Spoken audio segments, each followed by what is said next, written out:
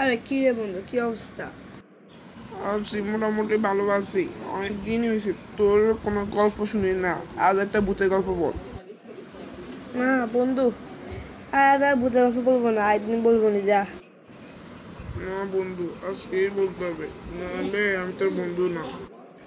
তুই যখন এত করে বলতেছিস তাহলে ঠিক আছে, আয় ভূতের গল্প বলি। এখানে দাঁড়িয়ে দিয়ে ভূতের গল্প শুনবি না বসবি? বন্ধু, তুই তো ভূতের গল্প বলবি না, তাই আমি তোর নামে ধন্যবাদ দিলাম।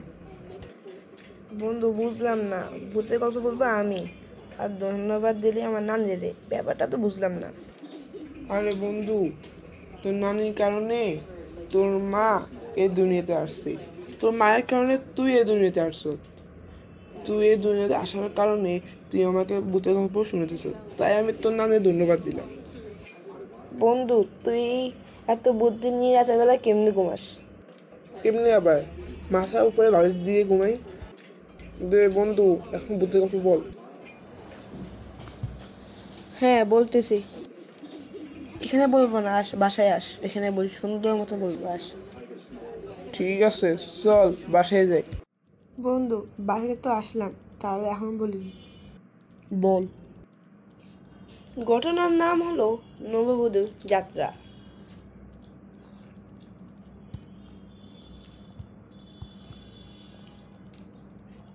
ঘটনার নাম হলো নববধূর যাত্রা।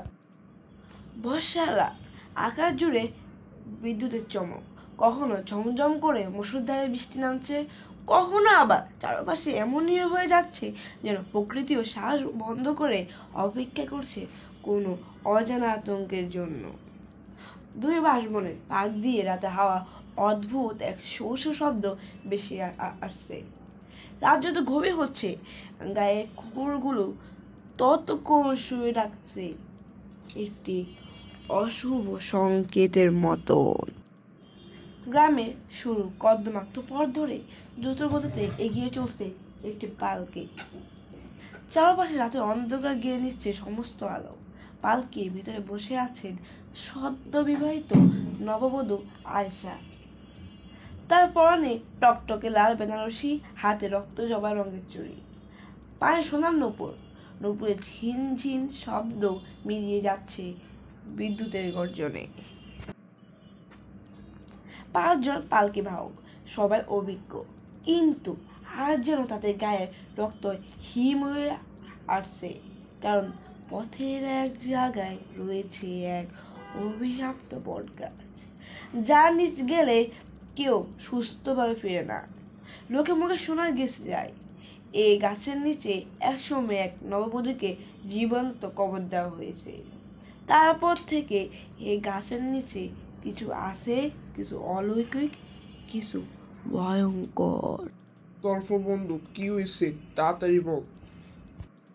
এই তো বলতেছি, অপেক্ষা কর। পালকি বাহকেরা মনে মনে দোয়াদুত করতে থাকে যেন অশুভ শক্তির হাত থেকে রক্ষা পাওয়া যায়। পালকি যখন সেই অভিশপ্ত বটগাছের নিচে পৌঁছায়, তখন আচমকা ঝড়ো হাওয়া বইতে শুরু করে। চারপাশের গাছপালা বিকট শব্দে দুলে ওঠে, পাতার পাক দিয়ে যেন শত শত ছায়ামূর্তি নড়ে চড়ে ওঠে। ঠিক তখনই আশা পায়ের জুতা খুলে পড়ে যায় এবং সোজা গিয়ে থামে সে বট গাছের কালো ছায়ার মধ্যে। আরে বন্ধু, তাড়াতাড়ি বল, আমার সময় নেই, আমাকে যাইতে হবে। একটু বলতেছি, অপেক্ষা কর। পালকি বাহকেরা মুহূর্তের মধ্যে থমকে দাঁড়ায়, তাদের মুখ শুকিয়ে সাদা হয়ে যায়। একজন কাপা গলায় বলল, বৌমা জুতা নিয়েন না, আমরা নতুন জুতা কিনে দিব। এই ছায়া হাত দেওয়া মানে মৃত্যু ডেকে আনা। কিন্তু আয়েশা কারো কথা শুনল না। তার মনে হলো কেউ তাকে ডাকছে, এক অদৃশ্য কণ্ঠে যা খুবই মায়া পড়া, যেন এক মহিলা তার নাম ধরে ডাকছে। এ পথ আমার ছিল, তুই কি আমার জায়গা নিতে এসেছিস? সে ধীরে ধীরে হাত বাড়িয়ে জুতাটা তুলে পায়ে গলিয়ে নিল। ঠিক সে মুহূর্তে চারপাশে ভয়ঙ্কর বাতাসে বয়ে গেল। আরে বন্ধু তাড়াতাড়ি বল, আমার সময় নেই, আমাকে আবার যেতে হবে। বাবা ডিস্টার্ব করছিস কেন গল্পের মধ্যে? এক লাত্তি না দিতে যা। গল্প শুনতে আসছে আবার বলে দেরি হতে হয়। তুই আমায় থাপ্পড় দিস না, আমি সব কথা বলে দিব। তুই যে সখিনারে ভালোবাসস ওটাও তোর বাপরে বলে দিব। হয়েছে, যা যা যাই বল, সব কথা বলে দে যা। আমি গেলাম, আমি জাস্ট তোর বাপরে সব কথা বলে দিয়ে আসি, যাই। আমি যে সকিনারে যে ভালোবাসে এটা যদি আমার বাপরে কই দেয়, আমার বাপ তো ওরে আমার ঘরে ঘরে জায়গা দিত না।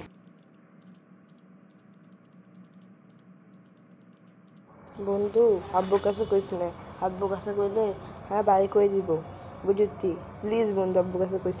ঠিক আছে বন্ধু, কইতাম না। বাকি গল্প অর্ধেক আয় দিন না, যায়।